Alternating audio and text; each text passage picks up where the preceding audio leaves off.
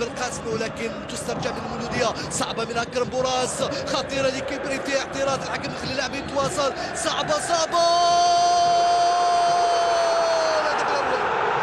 الهدف الأول لبلدية الجزائر من أمين مسوسو يبدر بويلم مدرجات ملعب 5 جويليا. زكريا الايجي، زكريا مع موديكو، زكريا موديكو، زكريا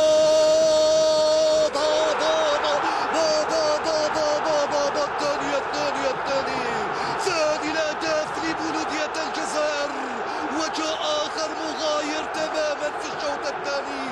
أكيد لا لا لا لا لا لا، بداية جنونية من المولودية. أكرم بوراس، صعبة، بايزيد يضيف الثالث لبلدية الجزائر.